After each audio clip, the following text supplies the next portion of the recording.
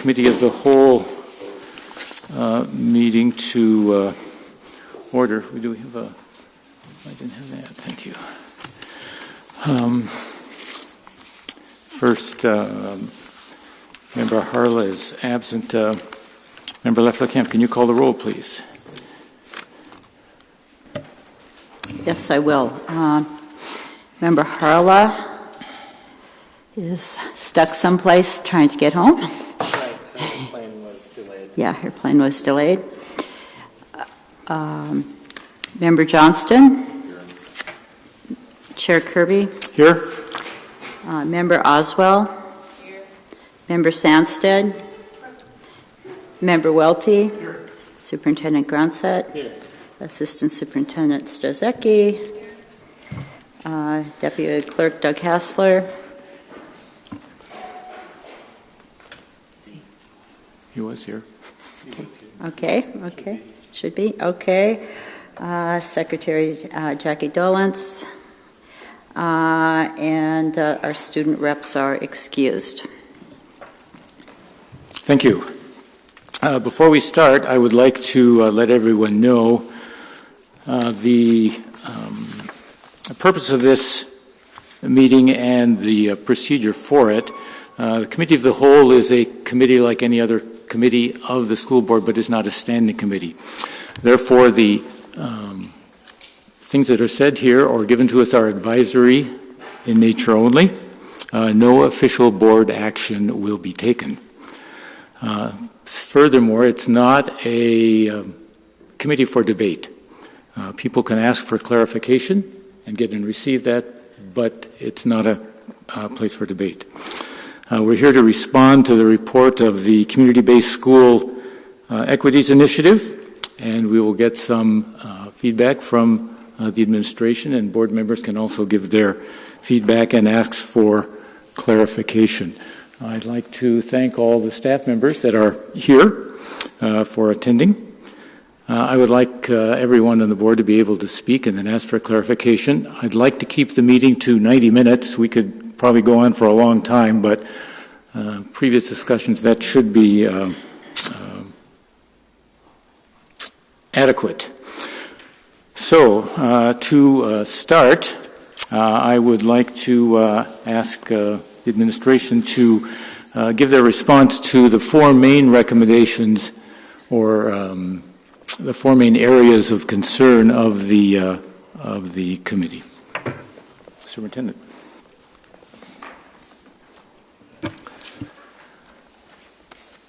Okay. Well, there's, according to the agenda, the four things that I guess I'll talk about. First of all was the CITS and AP courses. In looking, there are about 20 AP and CITS courses in the catalog that are currently offered. And one of the recommendations was telepresence, and we have plans to install telepresence equipment in rooms at both Denfeld and East. Right now, we're looking at least one room at each site. We're hoping to have at least 2 rooms at each site. The cost is something that we're working on. We have already dedicated about $65,000 to $75,000 for the first rooms, and are looking for an additional funding to have.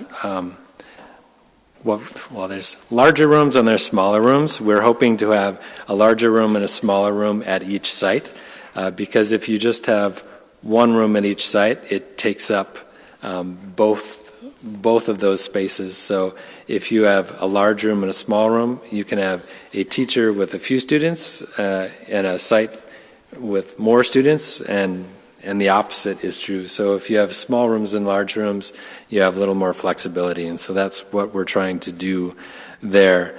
And while it may not be feasible to offer multiple of every single one of those courses, our recommendation is that we look at those in each situation, class by class, to see what makes what makes sense to offer multiple and which ones don't. And then to work towards really having more students taking high rigor courses throughout the district so that we have more and more sections to work with. I know that you also asked us for the financial implications. Do you want Doug to jump in on these as we're going, or do you want that separate? Why don't we just... I would keep it, if you can do that now for each area, I think it makes most sense. So specific to that recommendation? Correct. Yes. Could you hand out that agenda again? I thought we were going to have that. I don't have that at this. It was online. It was in your I know. packet. It was in the packet.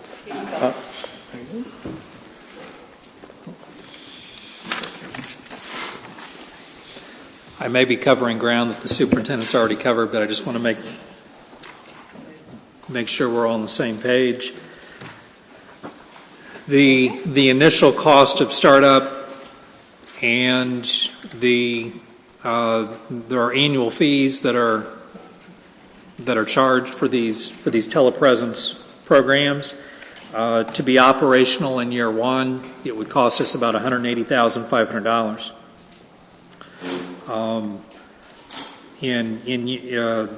We're really looking at probably a 5-year time horizon on this equipment once you install it, because by the time you get to year 5, with this type of technology, with the way that programming works, by about year 6, we'll need to be looking at replacing that equipment and probably entering into a new agreement. So for years 2, 3, 4, and 5, our current estimates are that we would have ongoing operational expenses relating to licensing fees of about $17,500. So in total, from installation in year 1 through full use for a period of 5 years, we're talking about a $250,000 investment, and that's specific to the technology in the classrooms and the licensing fees that allows us to make use of that system. That would give us capability in 4 classrooms. As I think the superintendent described, when we're using this technology, you're really tied to those classrooms where this is installed. Okay? 2 rooms in East, 2 rooms in Denfeld. Any of those rooms could originate a class. Any of these rooms could receive instruction into this class. So it doesn't tie it to, it has to be originated at Denfeld. It doesn't have to be originated at East. It works either way. And it can work either way from one class period to the next. But by definition, to tie in these 2 different groups of students, you need to have students on either end of that transaction. So that means in most cases that you're in a generic classroom, okay, because it's a classroom where that technology is installed. If you look over our AP and our CITS courses, you're going to find a number of lab-based courses: chemistry, anatomy, physics. I'm the finance guy, but I think you're going to be challenged to use those classroom spaces for a lab-based program. But that's just my personal opinion. Perhaps others might have better information on that than I do. I think you may also want to consider whether or not the classroom with the students that are in a different building from the teacher, I think you're going to need to think about whether or not you want adult supervision in that classroom. It could be a paraprofessional. I just think you might want to consider that. Now, the technology allows that teacher on the other end to tap in to see all the students that are in that class, but I would just suggest to you, and again, this probably goes beyond my finance background, but I think you have to appreciate that that's a lot for a classroom teacher to be monitoring when they've got students in front of them physically and other students in a distant location. So that's just something to think about. If we employed 2 full-time paras to provide supervision in those classrooms, then I think you're adding $50,000 for each of those staff people. As far as finance-related considerations, as it relates to the telepresence technology, that's pretty much what I've got for you. Thank you. How would you like to proceed? Well, if we take each section individually, we can do that. It might be best, but I don't want to have a prolonged one, so we can't cover everything. So if you have a brief question or for clarification on this particular thing, let's do that now. Member Oswald. Superintendent Graseth, when we used to do ITV, did we employ people covering the other classrooms on the other side without a teacher? No, they were supervised by the person at the other side. So That was my second sub job ever, by the way, teaching an ITV course. That was kind of fun for Spanish 5. Yeah, I would agree it would be hard to do a lab-based course, and if it were a lab-based course, I would think that we would need someone in the room. And a follow-up question would be, how would we provide the students support for questions and homework help and those sorts of things, being their teacher would be based in another building? As far as questions during class, the technology takes care of that piece. Help afterwards kind of thing. Well, I would imagine there would be electronic communication if they were emailing with a teacher, asking questions, that kind of thing. All right, thank you.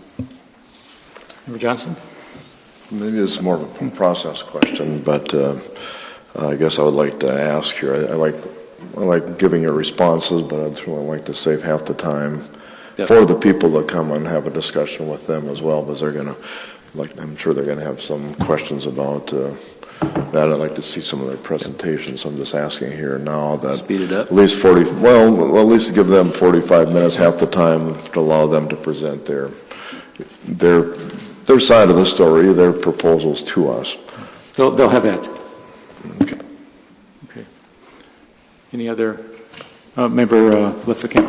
Yeah, I am excited about this proposal. I know it's something that has been talked about in the past, and I grew up in my little town having classes this way. So the numbers that we're projecting, are they based on another school district's numbers in implementing this? Where did the numbers come from? The numbers came from the vendor that we've spoken to on this, and those numbers are based not only on the cost of the technology they would sell to us, but there's also an installation component, and that's going to be somewhat unique to every school district, every school facility that you're in. They have factored into the estimate for us what they typically see for installation costs. And I just want to make sure it's understood before we go any further that, we're looking at this expense. We're looking at this expense over 5 years as being about $250,000. Most of that cost falls in year one. And I would say that right now that expense is not an identified expense in any of our existing budgets. Some of it is. Okay. We had identified funding for part of the project once, and that was for one room in each building, but it was based on the smaller room. Once the team visited some sites and learned more from the vendor, we learned that having a bigger room in each site is probably the best model. We could still do it with 2 of the smaller rooms, but it limits the flexibility.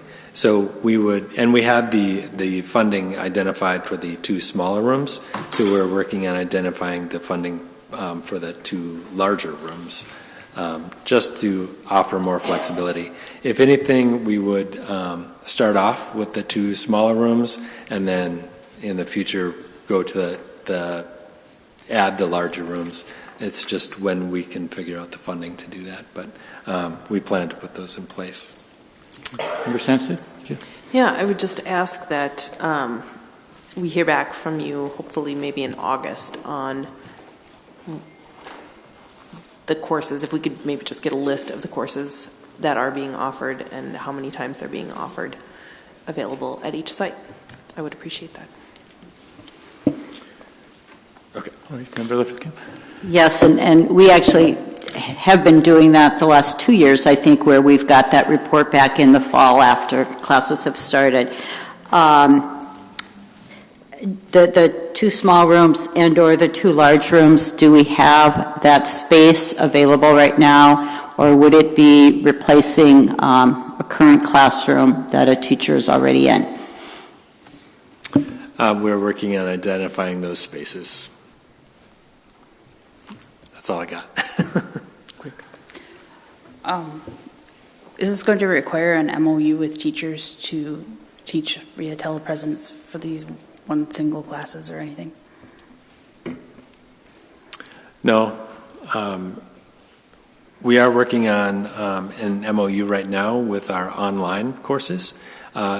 So now that you mention it, might be something that we might want to work into that same MOU, just with electronic instruction overall. Thank you. All right. Let's then move on to the second issue, which had to do with suspension and graduation rates.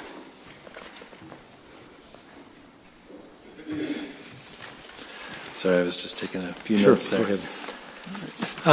This is a topic that has been very important to me, and we've been working on this for a while as a district.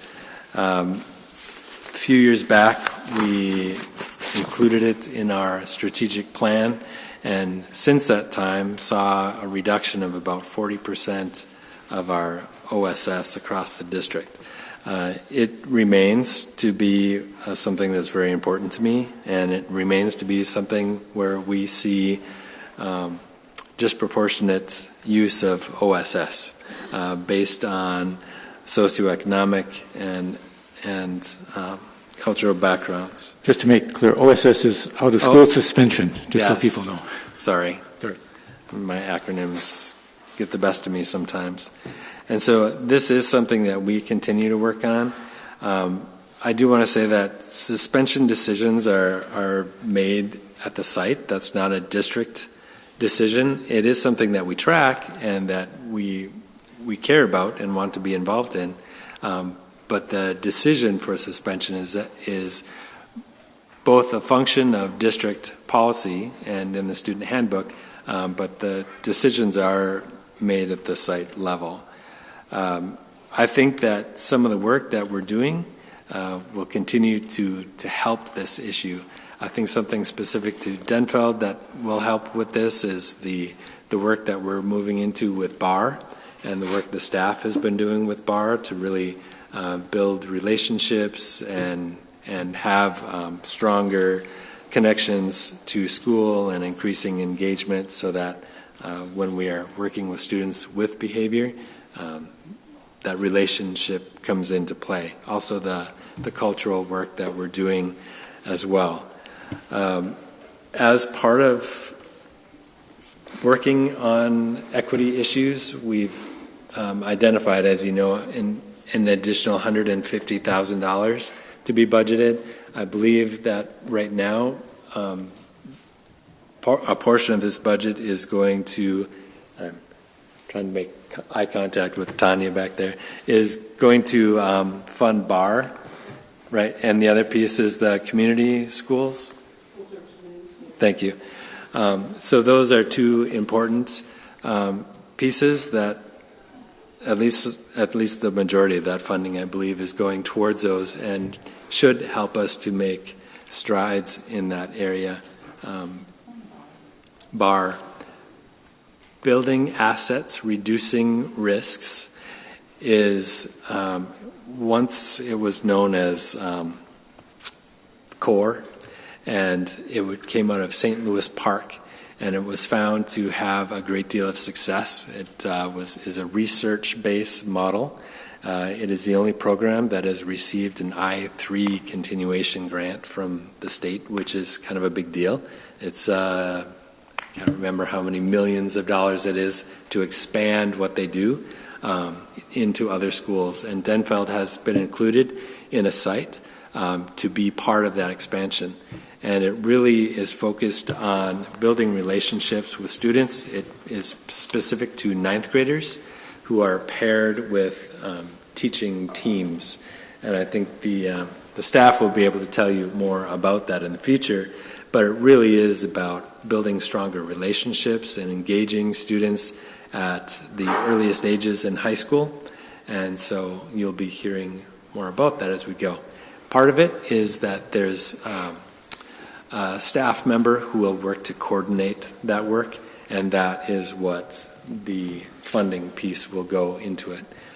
We also get a lot of support from the BAR, I don't know if it's foundation or organization, but they would do the training, they help us to monitor, they help us to really make sure that we're implementing that with fidelity so that we can see the same results that they have seen elsewhere using this program.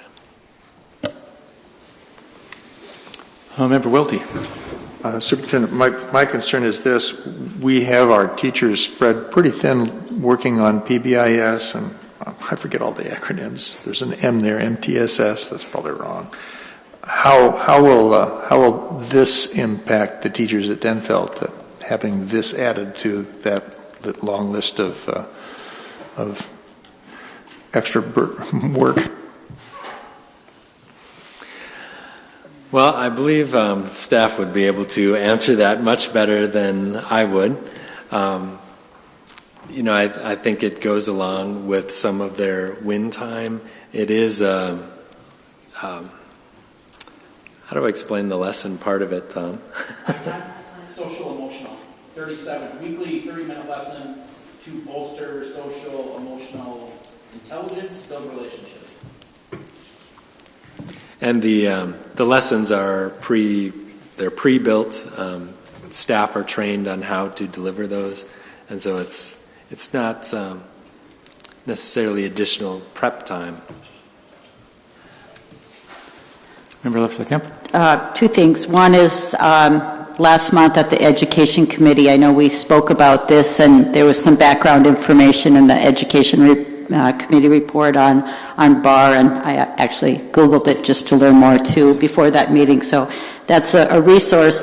But we've had a number of staff, I believe, that have been trained on the BAR programming, right?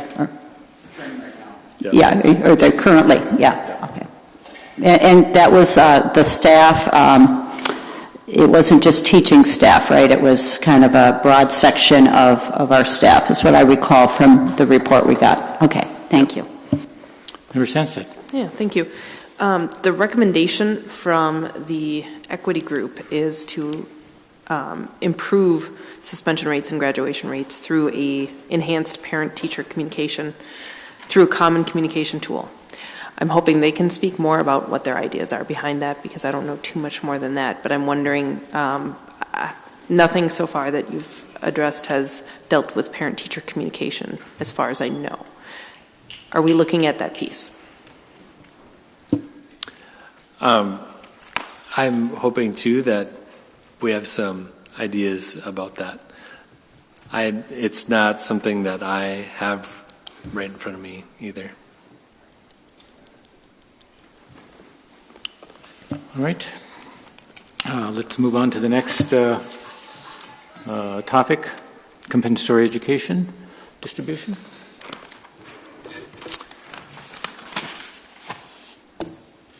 Sure. We have been working on this for, seems like about 6 months now, on different ways of allocating compensatory education. Each district does it a little bit differently, but certainly by the guidelines given by the state. In the past, each level has been decided differently, and we've continued to look at those levels differently. So elementary in one way, secondary in another way. In the past, the elementary allocations were determined by the number of kindergarten sections a building had. And with the fluctuation of kindergarten sections in each building, that led to fluctuating funding levels.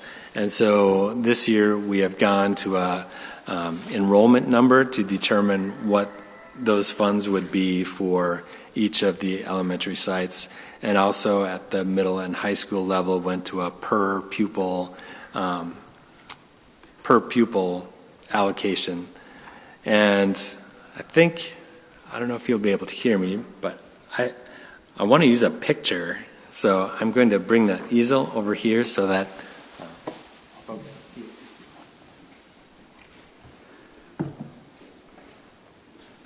this is like really old school. When's the last time we saw bring an easel? Anyway.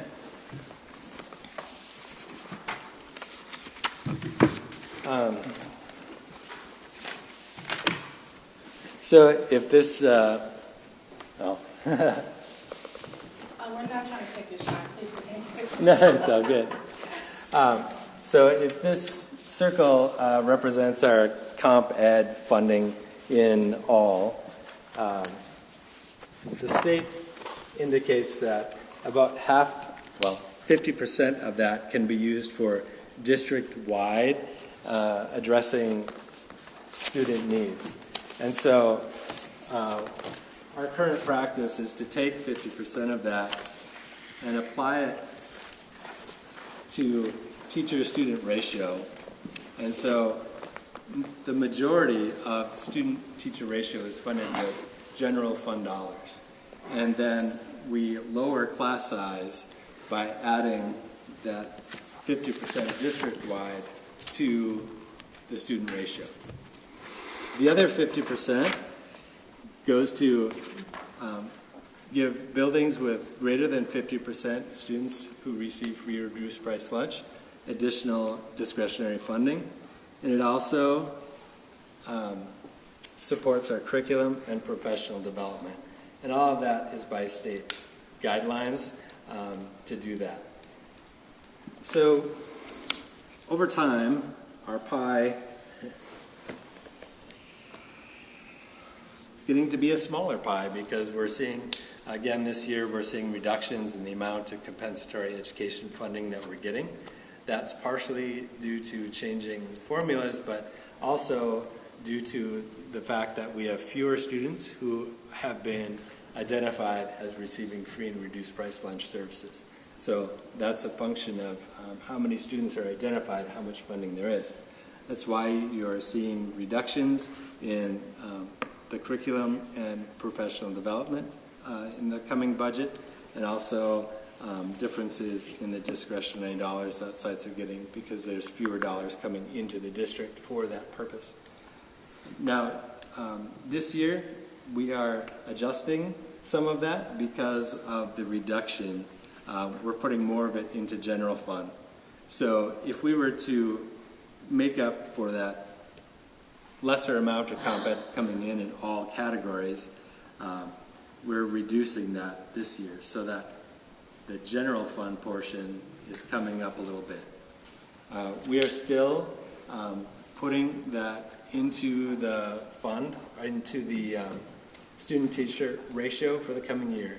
If we were to take it all away at once without having a different funding source, say, if we went for a referendum to make up that point, then we would be able to adjust the comp ed all at once. If we were to take it away all at once, the differences would be pretty drastic as far as class size goes across the district. What would happen is you could take that money and put it into discretionary, and then sites with larger populations of students who receive free and reduced price lunch would be able to have more flexibility with their funding. So they could reduce their class size or add more supports with that funding. I think that's a long-term goal is to work towards being able to not have this go to supporting just class size. But I don't recommend doing that all at once because I think that it would be unfair to the entire district. So, I think I covered all the points I wanted to on that. Let me just check my notes. Yep. Mr. Hassler, do you have anything to add to this? I don't know that I do entirely, but I'll chat a little bit. When you approach this issue, I think you need to recognize, I think everybody does, that there's lots of different ways this money can be distributed. What we're doing now is something that provides support to individual buildings, buildings specific to their unique student populations, but it also is addressing needs around the district. Any movement in the future that would significantly change the manner of distribution is going to have impacts, pro and con. And so some of those impacts, as we see monies shift away from buildings that might in the future have lesser levels of funding, the effect that you're going to see is going to be one of two things. It's either going to create the need to put additional general fund support into those buildings to maintain currently established classroom ratios, or number two, it's going to mean those buildings that have less are going to need to get by with fewer staff members. And fewer staff members is going to be fewer course offerings, and it's going to mean larger classrooms. The extent to which those differences, the amount of funding that we're talking about is going to vary. So it depends on how deep a decrease might be for a given building as to how severe that impact would be. But I think to approach this, we just need to approach it from a standpoint that there's lots of different ways this funding can be distributed, and any way that's different than the way we're doing it now is going to create impacts across the district that we're going to need to anticipate in terms of either finding a way to shore up current classroom staffing levels with additional funding support, or allowing classroom ratios to go higher than what they are now. Thank you. Member Johnston. Well, thank you, Chair Kirby. I understand what you're saying about if we take money from someplace, it's got to be made up somewhere. But the question that I have, I think a lot of people have, is why is the funding split up the way it is now? Why do we have the inequity? Why Denfeld generates $700,000? Why are they only getting, $460,000? Why is that how has it got to that point? Why hasn't this been changed in the past before it did what I think become inequitable? Well, the allocation is made in a way that is allowable by the state and is really regular practice in districts across the state. It has been this way. We have used district-wide allocation of those funds. I'm not even sure how long that history goes. I don't know either, but I would say that Says the new guy. Why hasn't anything been done to change that significantly? It's difficult for me to say because I've not sat in the seat in prior years, but I think what the district was probably looking at in those prior years was if we shift the money around differently than we've done in the past, are we prepared to maintain current staffing levels by providing additional funding support? And if we've not had that funding support, are we prepared to accept larger classroom ratios in buildings that have that money move away from them?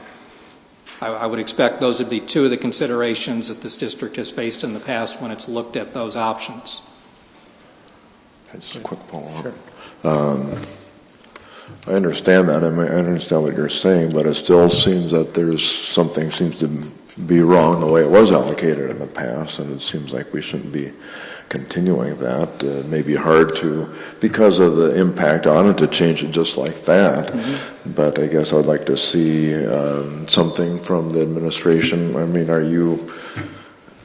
is this the way you would prefer it to be, that Denfeld gets less than they get? I mean, if we were in a perfect future, I mean, if we could wish what we wanted, is that what you would wish, that what I think is inequitable, or do we want to start making it equitable? I guess, I mean, do you want to keep continuing it this way, or do we want to slowly get it back to what I think should be more equitable? You know, again, I don't. The past is in the past. What are we going to do in the future here, or what do we want to do in the future? I certainly want to have it more equitable myself. I guess I'm just wondering where you're coming from. Well, like I mentioned, we did We started moving some of that towards the general fund. We also allocated the extra $150,000, which is also general fund. That was not compensatory monies. In making some of that shift, we do spend additional funds on schools where there are higher levels of need. You know, as you know, there's also title funding, there's integration funding, and not all of the schools. Denfeld doesn't receive those. I think a small portion of integration for Ojibwe, but moving towards a place where we do have enough funding to maintain the teacher-student ratio at the level that we have come to expect, or to identify a new funding source to be able to do that, then we'd be able to invest more of that money in other places. Member Lefferkamp? Actually, I think Member Sandstedt and Member Oswald were before me. Okay. Member Oswald. I think the problem that I need to rectify in my mind as looking at these numbers is that this money is generated by free and reduced lunch counts of kids in schools. And in my mind, I want to rectify that Denfeld has a high percentage of free and reduced lunch populations, and yet they receive less money than they generate. Yet East has a very low population of those kids, yet they get way more than they generate. In my mind, an equitable solution would be that Denfeld should be getting more than they generate, and you should be getting less. To make that's what makes sense. And so I need you to kind of explain to me the rationale on why that isn't the case, because, you know, I can see where somebody just looking at these numbers would say, you know, the kids that don't need it are robbing it from the kids that are. And I know there are justifications, and I want to give you an opportunity to explain that. Well, I think that I explained why it is the way it is, that it has been this way, and it's allowable by the state to use 50% of the funds generated on a district-wide level, and that's how it's been used. I wasn't here in the spot when this started, so I can't tell you the motivation of why it was done this way, other than when we do work with the state, they do encourage us to use 50% of that to use at a district-wide level, in recognition that each school has students with needs that need to be met, and that by reducing class size does help those students who need more attention. And so that's how it has been done in the past. And like I said, if we want to move towards a place where we can support that district-wide teacher-student ratio in another way, then we would be able to use those funds differently. So just to follow up with that based on graduation rates, East needs are more or less being met. With the additional help of these additional funds, with their 93% graduation rate, yet Denfeld continues to struggle with their 70% graduation rate and getting less. Is there a better middle ground in there to help even out that divide? If that's what the board would like to see, then we can work in that direction. Thank you. Member Sansett? Thank you. So I heard that there either is a plan to change or there's a possibility of a plan to change this over time. And I'm wondering if you could speak a little bit more to the details of what that would look like. How long are we talking? Are we talking eliminating the full 50%? Is this a plan that we are beginning to implement now, or is this you're waiting for us to tell you to go forward with that? And I apologize because I didn't get the materials ahead, so I haven't read what you guys prepared. I didn't get them. And then I have a second part, which is for the equity group, which is the question of, okay, so if we direct more resources to Denfeld, what do you want us to do with those resources? How do you want them spent to improve outcomes for our students? A portion of that, and as we further develop the budget, now that the legislative session is wrapped up and we're untangling all of the bills to see exactly what those funding pieces are, we've been able to make some adjustments so that we can pay some of, it's easier to point. This portion here, so increasing the amount of general fund that goes to support the teacher-student ratio. So, and that is usually when comp ed resources have decreased, that decrease was felt in discretionary and curriculum only. So those pieces shrank while this piece stayed the same. In this go-round, as we see a reduction in compensatory education, we were able to maintain more of the discretionary funds. We made more reductions in curriculum, and we put more into teacher-student. If we hadn't made that adjustment, then the amount that the sites received in discretionary would have reflected that difference more. So we put more into discretionary funds by putting more general fund into this teacher-student ratio. So as we are able to keep on making those adjustments to shift more to the discretionary side than to the allocated side, we'll slowly get there over time.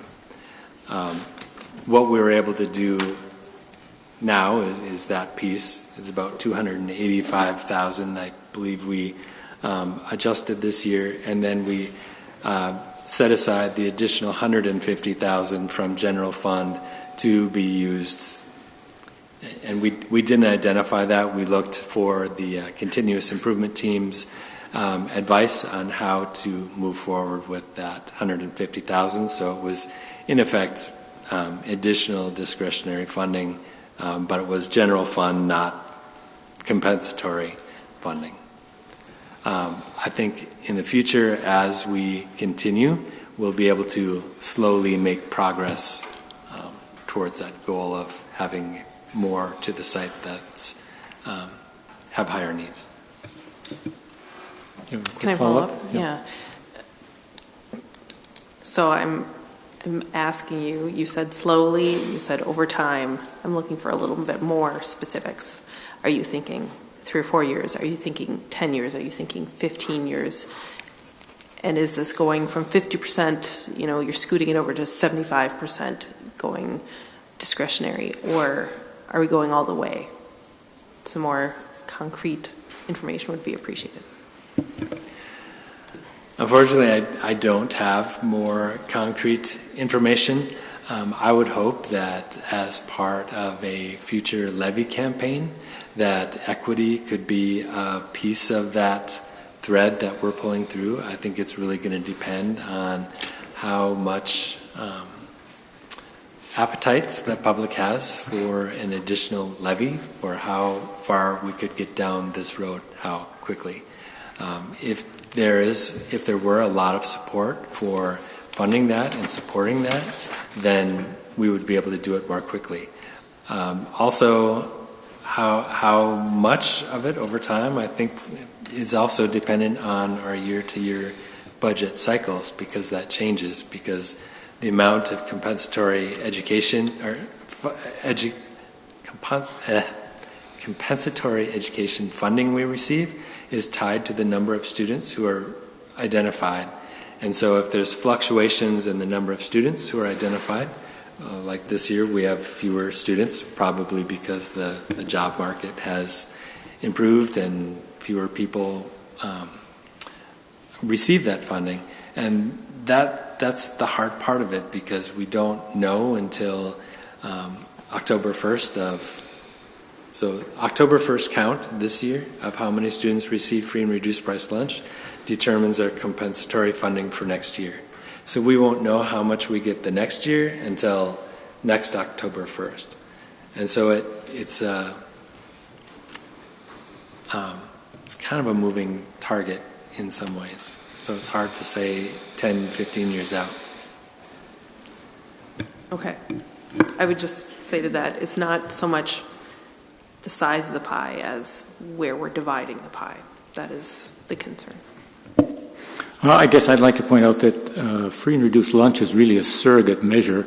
Not all students who are categorized as that need extra special help. I mean, most do, and that's why it's used. But I would point that out. I also think that we're talking about, other than the two high schools, I think this affects the elementary schools. There are elementary schools where kindergartens are in the 30s, and there are those where they're in the 15 to less than 20, and that's not equitable. I happen to know this particular statistic because I looked it up. Both Congdon and Denfeld have the same percentage of homeless students in their student body, 5.5%. Congdon gets no compensatory education, or very little. So this can be looked at in a lot of ways, but the free and reduced lunch is a surrogate measure. Can I just clarify on that? Yeah. So I'm looking at the equity report with their numbers on the back. Are those numbers not accurate? Or are they accurate for 16-17? I'm not sure what you're looking at. They don't get and I was going to correct you. Okay. They don't get discretionary compet funding. They get allocated compet funding. So the elementary schools, so that 50% of the elementary portion is then divided by the number of elementary students there are in the district, and then reallocated by the number of students in that site. So they don't generate it, so to speak. Right. Yeah, that's what I meant to say. Sorry. Member LaFleur-Kemp.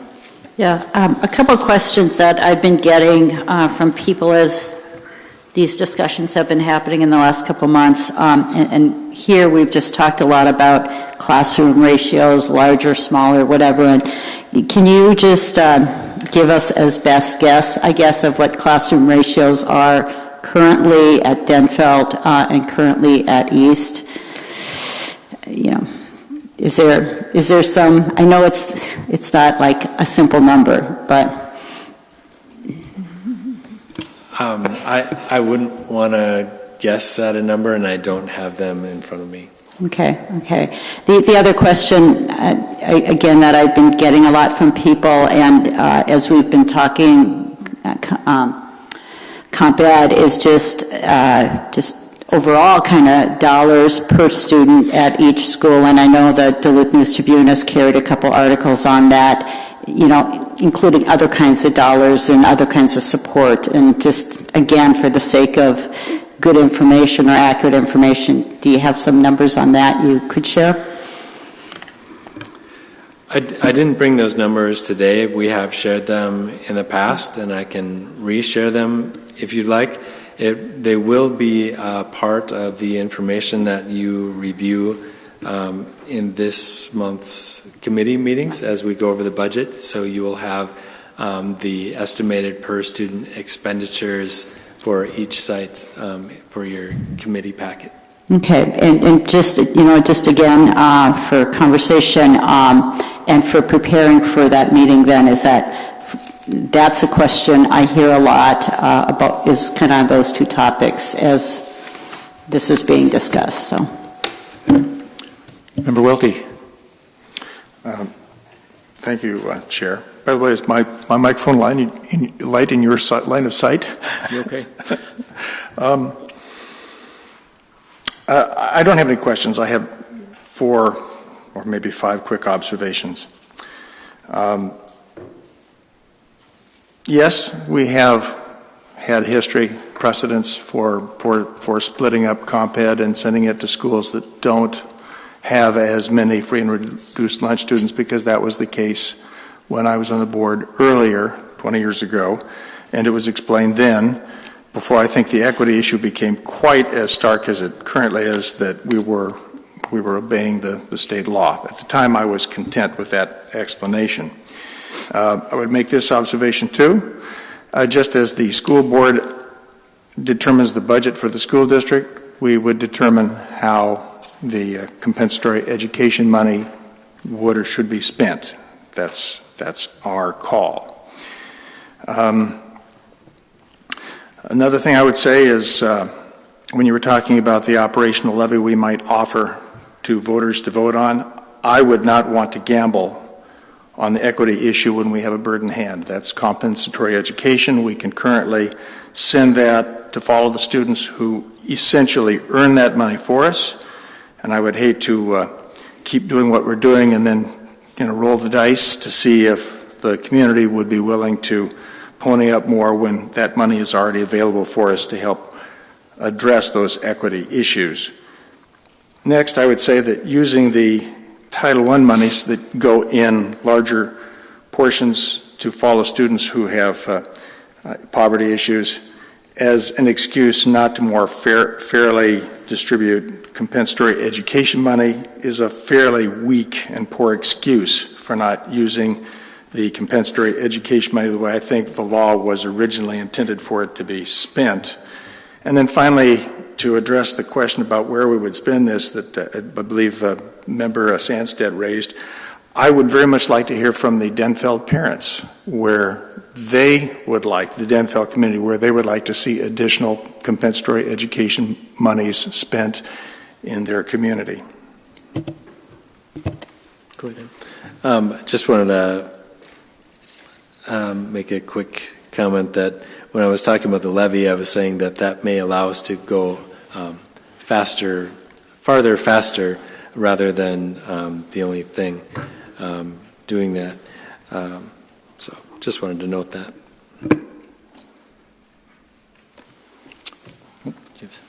Let's make a really quick comment to thanking Member Sandstedt and the committee for putting together a comp ed funding chart here.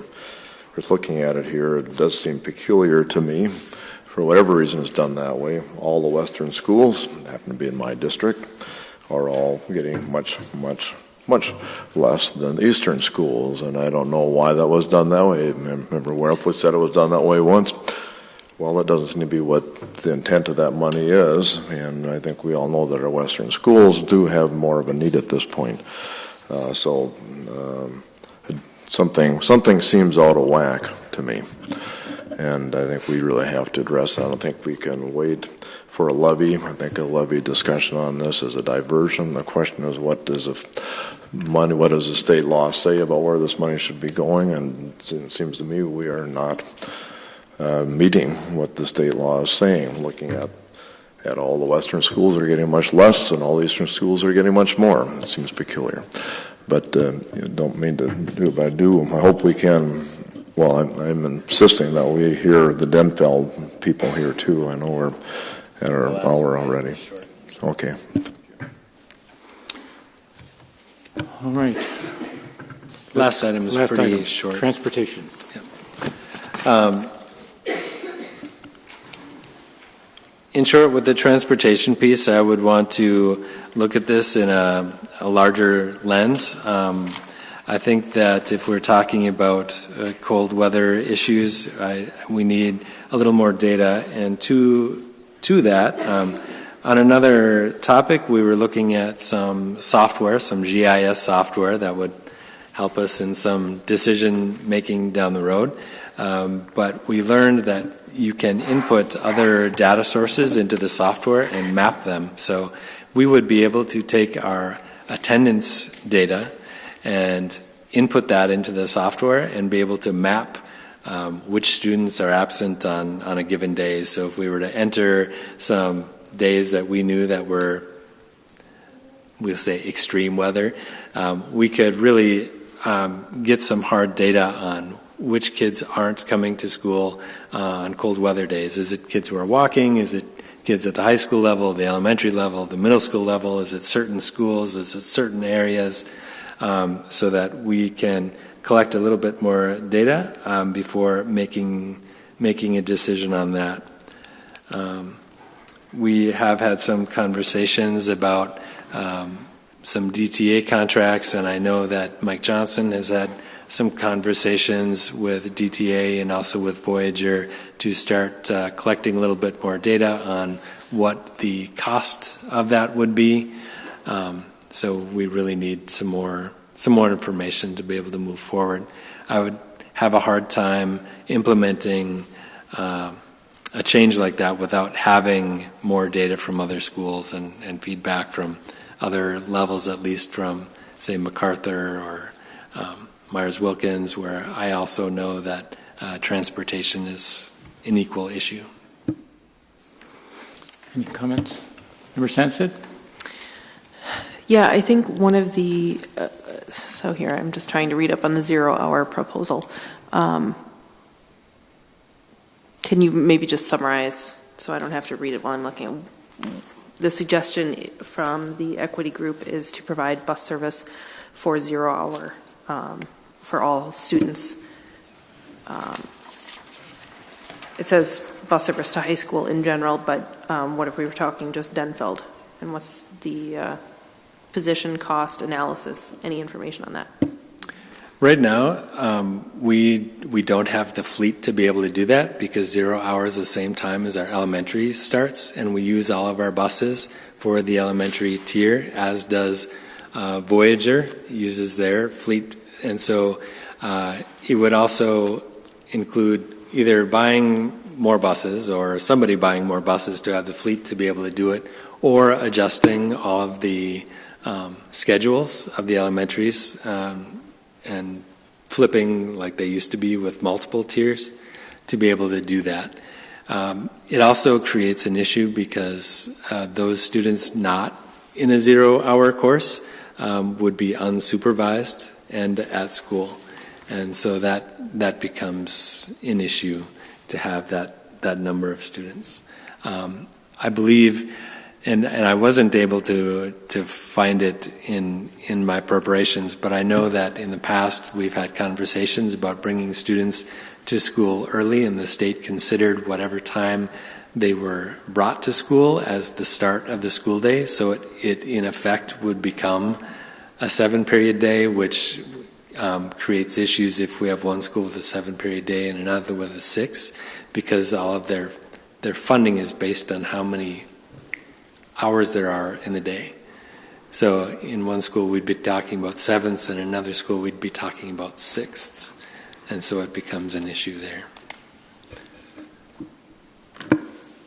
Member Liffelkamp. Yeah, 2 questions around this. One is with the 0-hour.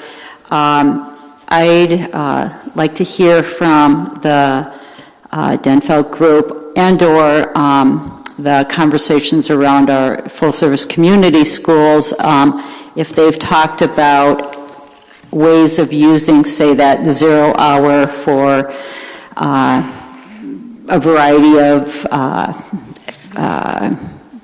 curricular or extracurricular type of activities or programming or relationship building.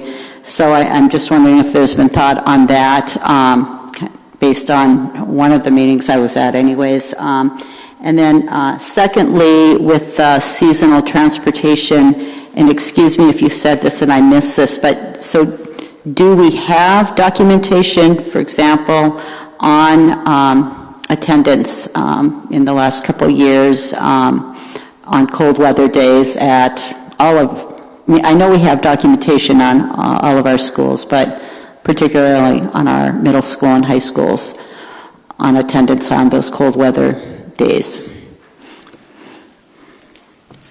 Well, I'll let the group answer the full service community question.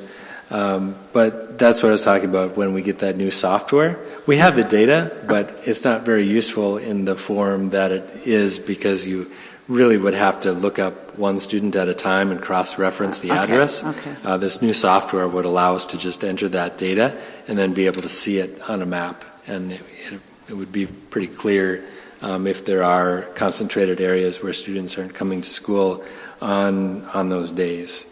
I also wanted to mention that parallel to these conversations, the conversations I've started with Dr. Carey regarding how to best offer more opportunities to students. And so the 0-hour, 7-period day or block scheduling or whatever that recommendation is would also play into this conversation, both about how to offer courses and the telepresence courses and what transportation looks like with whatever that recommendation is when that group completes their work. And can you go over that, just timeline on that? Thank you. I know that they've had some initial meetings already, and that they are continuing that work through late fall, and we'll have a recommendation hopefully early fall, say October, November, so that they could then build a course catalog and have registration process and some planning as we go. Mr. Hessler, not to put you on the spot, but you had a little bit of information about costs associated with transportation. I do have some information. It's limited, and I really broke it down into the three areas that were proposed, and those areas were providing seasonal bus service within the 2-mile radius of Denfeld. Number 2, providing city or DTA bus passes to students on limited income within a 2-mile radius. And 3, timing bus service to the 0-hour, and that's really been already discussed in large part. Specific to the seasonal bus service, and it does kind of create a question of what is seasonal bus service? Is it from thus and such date to begin for a period of 2 or 3 months, or is it a consideration of current weather conditions or anticipated weather conditions? I would suggest from a standpoint of an operational program, it's very difficult to start and stop and do things differently from one day to the next for something like this. So from a seasonal standpoint, if that's the direction you would choose to go, I think we would need to decide, does that start on December 15th? Does that run through the end of February, through mid-March? I don't know what the right answers to those would be. What I did, though, was to gather some information through Mike Johnson at our transportation department, and with an assumption, maybe a good assumption, maybe a bad assumption, with an assumption that seasonal transportation would consist of a 60-day period that we would begin it and end it. We believe that would cost an additional $48,000. That's an estimate. It's clear to me that would be an additional cost to our transportation program. We do receive transportation funding, but for an additional transportation service like this, I don't think it's likely that we would receive any more money, so that would be a new cost to us without any new revenue. I've also gathered some information on the DTA bus passes. I've got a list of all the different pass options. They're quite extensive, by the way. Many of the DTA pass options are based on a period of time of consecutive days. So you can get a bus pass for 31 consecutive days, 90, 180, 360. So I'm not quite sure whether or not that proposal was to be a different option for a seasonal option, or whether or not it was an all-year option. And so I wasn't really able to provide any really good total cost estimate other than a 90-day bus pass costs $108. A 180-day consecutive day bus pass costs $215. Now, in all those cases of consecutive days, those consecutive days include weekends. So those days would not obviously coincide with our actual school calendar. And for the 0-hour transportation, I think the superintendent has already addressed the considerations on that. I would rewind a little bit and go back to the seasonal transport and looking at the 2-mile radius. And I would just, this is something you know, but I'll just remind you of it, that, our secondary transportation zones are based upon that 2-mile radius. Our elementary transportation zones are based on 0.7 of a mile. So if we continue to weigh this option of doing something different, even if it's just on a seasonal basis for students inside a secondary 2-mile radius, are we going to be in a position that we're transporting all secondary students within that radius, whereas we're transporting elementary students who live something distant from the building by more than 0.7? I'm just wondering whether or not you want to layer in those considerations and say, if we're going to do something different, maybe we'll do something different for those students living a distance of at least 0.7 of a mile, but not more than 2 miles. Just so we're not in a position that we're transporting a secondary student who lives a block and a half from school, whereas in the elementary school that just might be right down the street, those students are not getting that same service because they have to live at least 0.7 of a mile from school. Just some concepts. Okay, thank you. Member Sandsted? Yeah, it seems to me that this would be a good opportunity to work with the DTA and the city in terms of perhaps finding a reduced cost way or reduced cost pass for students to attend 0-hour using the DTA or addressing the seasonal weather issue. I would think that, especially when we're talking large numbers of students, we could see some collaboration and some benefit, and I would be glad to talk with the DTA folks about that. I think it would be helpful to have the number of students that are currently utilizing 0-hour at Denfeld, and perhaps the number or a guesstimate on how many might if they could get transportation. Roswell? Member Sandsted, I'd like that idea. However, I am aware of the scope of the Denfeld attendance area where many students don't live anywhere near a DTA bus line.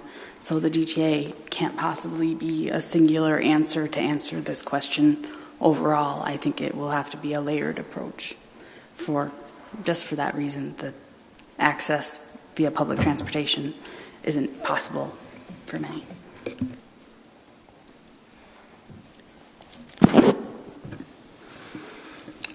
Member for Kemp? Yeah, and I agree with you, Member Oswald, in my area with a lot of the townships and that, it's a problem as well. That's not the only answer, but I certainly know over the years that I've been in the district that we have had some partnerships with the DTA and gotten free bus passes and that, and I don't know how it all actually worked out.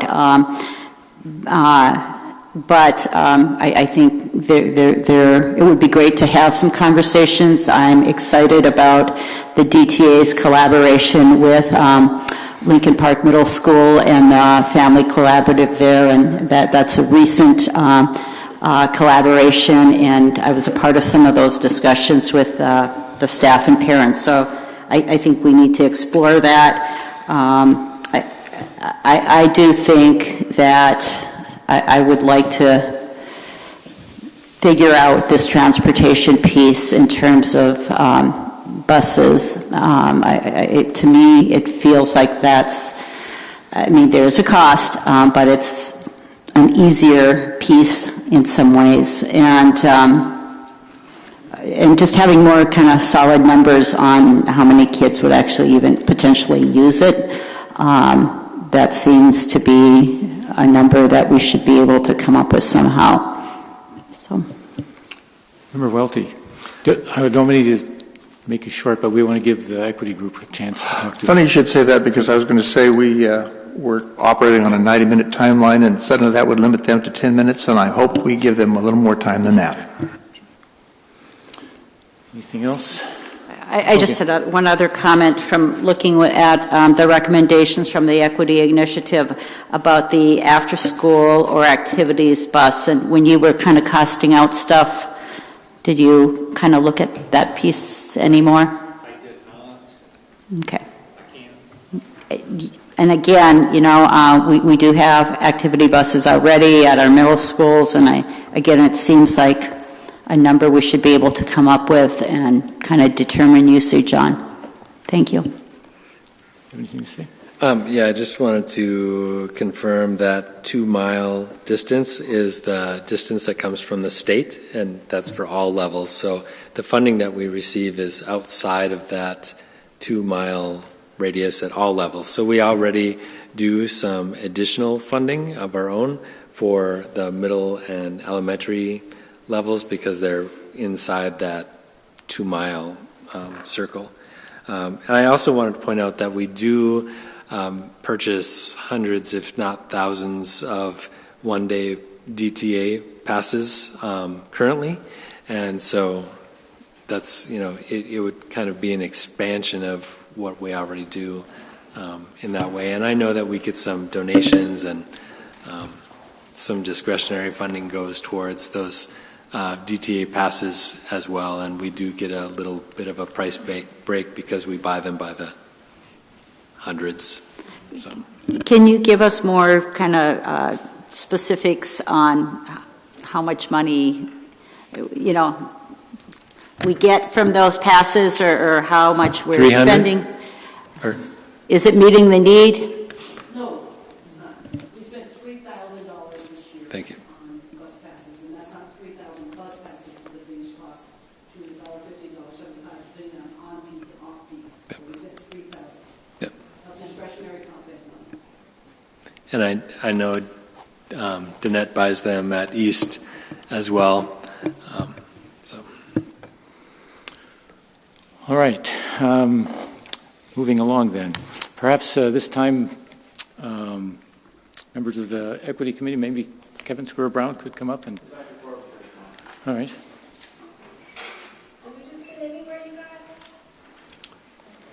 Over there. There's a mic over there. I'm coming this way. Sit with my girlfriend down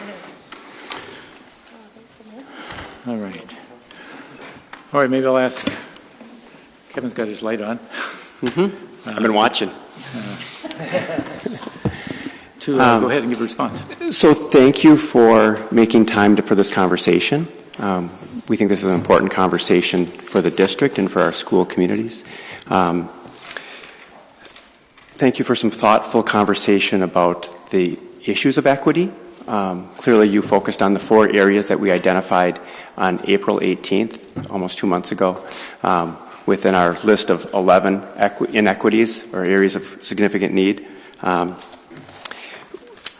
Happy to take a few minutes, the 4 of us, to respond, maybe to add some information. I noted some questions. I suspect others did as well. So perhaps we can go through those one at a time. I just also want to let you know that you received from us today some current information with regards to what we understand our district plans for next year. One of the pieces that I think has been a little frustrating for us is that we are now just weeks away from the final budget, and we're starting to have that conversation about what are the priorities. We really think that this conversation starts with identifying needs, and then identifying priorities, and then identifying creatively solutions, And in that third phase, thinking about what is the what does it cost conversation. Much of the conversation today was about what does it cost, and we really feel like it's important that we as a community identify and own the needs in our community, that we say, yes, that is a need, yes, that is a problem, and then we need to figure out what are the biggest problems, what are the most essential and urgent needs, and then we can start to focus on those first. So we hope that this is sort of the start of a trend where the conversation is about what are the needs, what are the priorities, and then eventually what are the solutions, and how do we balance those. So if the other three of you are ready, maybe we can go through those 4 areas and we can sort of take some opportunities to speak to those. The first one had to do with the CITS and AP courses. So we learned through staff that there were some rooms being built. That sounds like a real positive thing. Certainly there, and I guess I would just preface that in identifying all of these strategies, both these issues, and then it's easy to say, oh, there's a problem. And we tried to do more than just say, oh, there's a problem. We tried to creatively think about how might we attack those? How might we approach those? And certainly our recommendations did not have all of the level of detail that one would need to actually implement something. So seasonal indeed would have to be defined. Let's accept that. We didn't think everyone would know the exact definition of what seasonal was, and we'd all share a definition. So these were suggestions, and we can respond to some of your pieces, but we are a group of parents, staff, and community members, and we recognize that we have professional educators in our community. So when the question comes, how should we spend that money? This may not be the 4 or the 12 people who are best prepared to answer that. So we don't propose ourselves as the experts in education, but we do know our kids, and we do know the experiences of our kids in our school communities, and we're bringing those to you so we can have a shared collective conversation. So let's go to some of the specifics. The first piece had to do with the CITS and AP courses.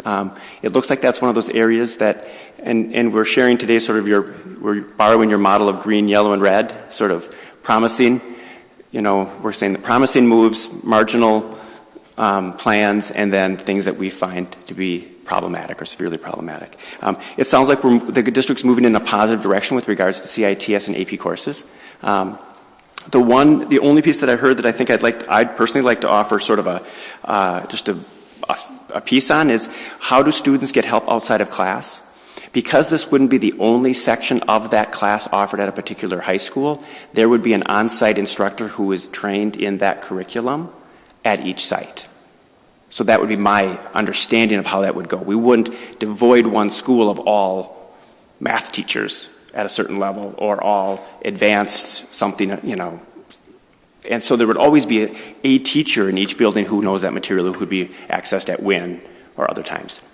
And because we have shared curriculum, my hope is that we would have experts in the buildings. So those students could be getting that support at WIN, after school, before school, that would be part of the expectation of team teaching. Go ahead. Do you want to keep going, or do you want to have... If that's not correct, why don't you correct me? No, I was just going to say we'll have math teachers. There's just complications coming down the road for specific CITS. Sure. So the expectation is currently there's one CITS course at Denfeld of every section. If the telepresence was a second section, you don't lose the instructor who knows how to teach that course. So our assumption isn't that you're replacing an existing course with a telepresence course, but that you're and making an additional opportunity so that students at Denfeld don't have these singletons. So that's the assumption that we're making. If the strategy is to actually reduce access by making it only a telepresence course, then that would be not necessarily a step forward. I understand what you're saying. Okay. There's a complicating factor in that the requirements are changing to be able to be a CITS teacher, and we don't. I see. Part of it is we don't know if we'll have those instructors that have those specific requirements. Okay. Our intention would be that there would be staff at both schools to be able to do that. It's just a complicating factor we're dealing with. Okay, so let's recognize that. So that next area had to do with suspension graduation rates. And Karen, I'm wondering if you want to sort of emphasize, really, our focus was really on students of color. I want to know if you want to speak to that piece. Be my pleasure. And so I heard you guys talk about the bar method and that kind of a thing.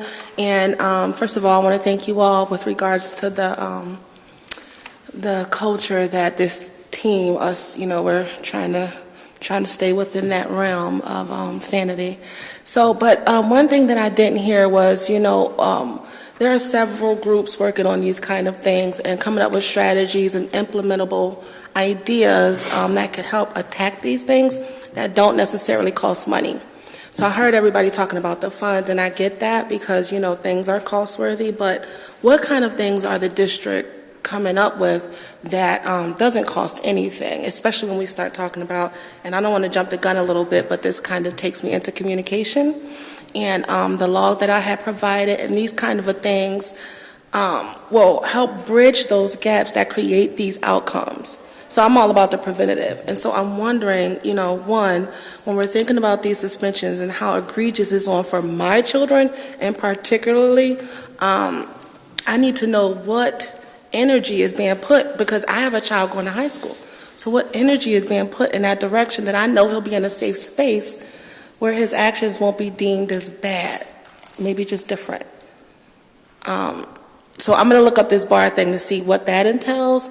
And then I would also like to suggest with the, I think it's called CIT teams at Denfield in each of these schools and the PLCs, that could be a collaboration with parents. I feel like the parents are over here blowing in the wind. Like, we're not a part of those decision-making tables. And I think that's where a lot of the breakdown comes, because we want to support teachers. We also want to support parents. And that collective effort will support the kids, especially when we're talking about these suspensions and this achievement gap. Thanks, Kevin. Member Sandsted. May I? Ms. Perry, thank you for joining us.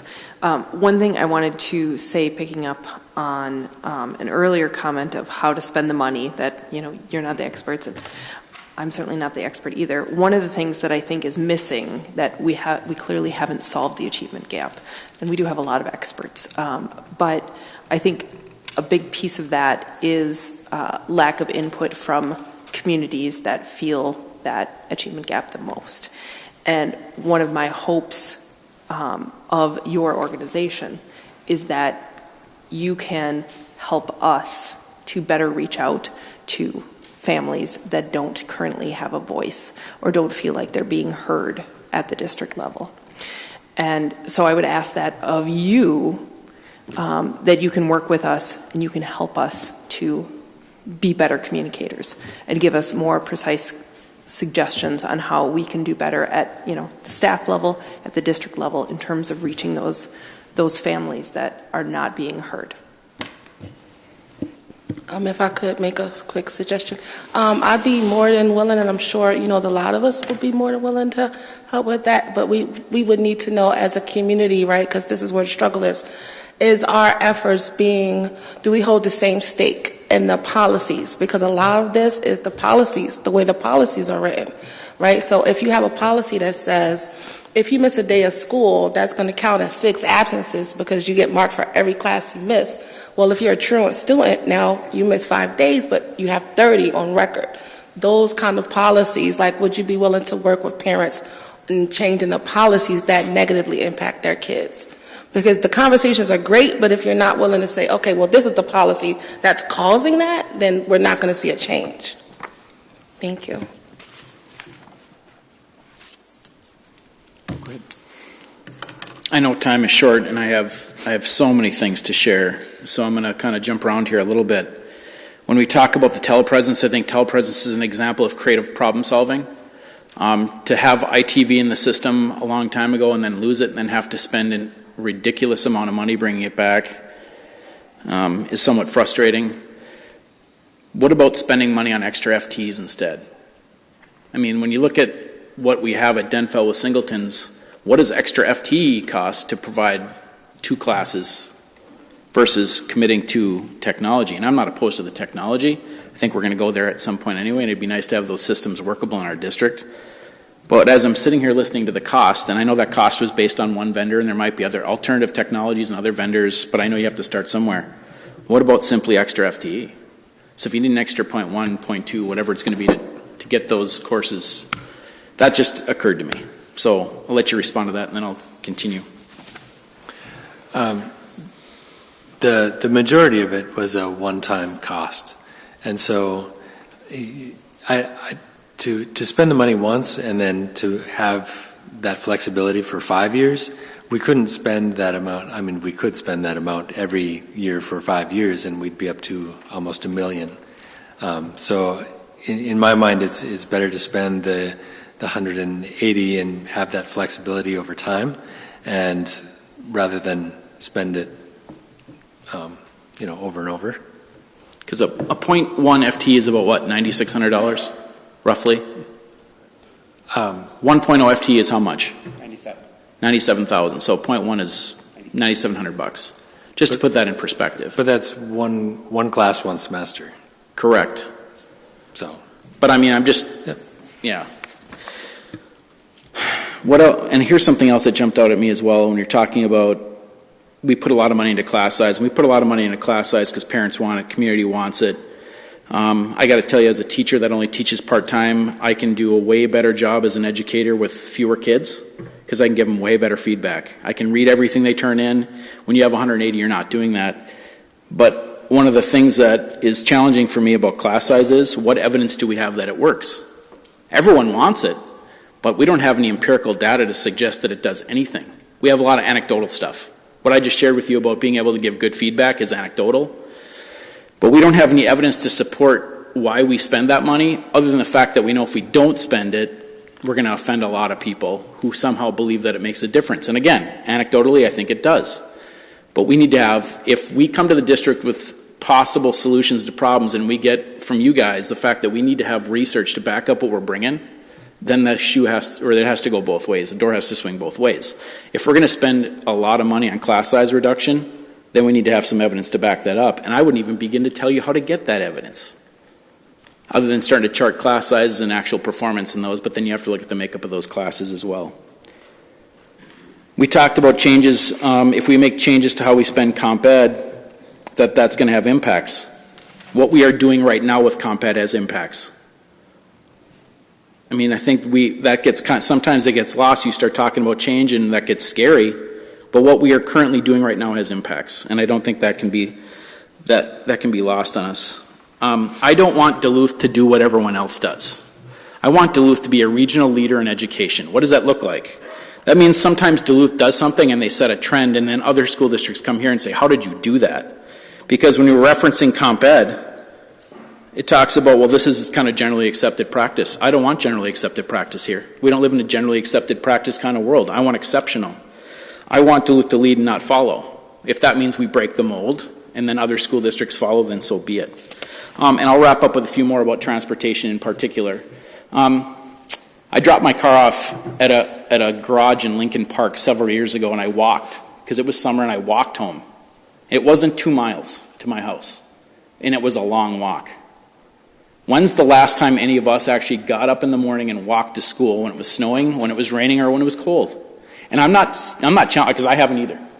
My point is that if transportation is a barrier, then when's the last time we did it? How many of us would be willing to get up and walk 2 miles to get to our place of employment? Most people don't do that. And yet we're asking kids who already maybe have a predisposition to not wanting to be in school to do that. And when I hear the transportation numbers, you guys, I got to tell you this honestly. I think, and we talked about this at our equity group, if you simply took 3rd Avenue, or you took 3rd Street, which turns into Grand Avenue, and you put a stop at 1 3/4 miles, 1.5 miles, if you just did a stop every half mile on that trunk, those buses are driving up that street on the way out from school, and they're driving on that street on the way back to school in the morning.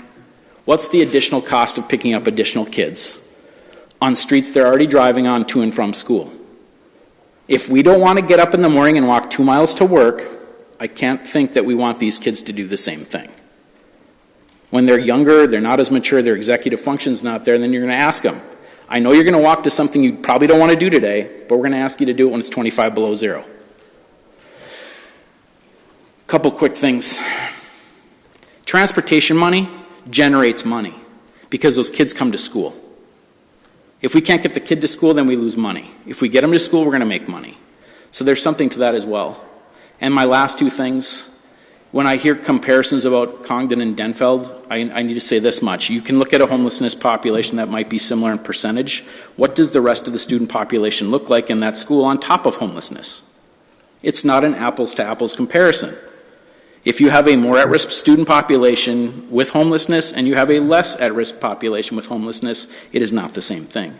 And finally, if you want to get a levy to pass, my recommendation is this. Show people in Western Duluth who typically don't vote to renew it some dramatic changes in their schools. I think you're going to get people from Western Duluth to get on board. Eastern Duluth carries the levies traditionally, and Western Duluth, look at the precinct by precinct breakdown on those levies. The support is not there in Western Duluth. Why? Because they have educational options, and they take their kids out of our district and they send them elsewhere, and then they say to us, why would I vote to spend more money on Duluth Public Schools? My kid goes to Renshaw, Proctor, Hermantown, etc. You have to make dramatic changes in the Western schools, and then you can come to them when it's time to get a levy and say, look at what we're doing. By the way, Superintendent Gronseth, your description of BAR was excellent. I loved it. You're excited, I can tell. I know some of the school board's excited. We went through our first day of training on BAR today. We're excited as well. And that is only one example of what you can do in schools to attract people, because no one, and I'll say this, outside of Two Harbors and McGregor, no one is going to get that level of service to their ninth graders in the entire state, north of Hinckley, next year. So, and with that, I digress. All right. I'm going to talk about, well, probably I'm going to touch on each of these issues, but I wanted to talk about transportation first, and mostly because I have dealt directly with students who, I had a young girl come into my classroom this winter. She got kicked off the bus because she was a block off, there was a cutoff, and she was a block off the line. And she was in tears, and she said, I got kicked off the bus. I want to be here, but I can't get to school. She said, it's cold outside. And my heart just sank.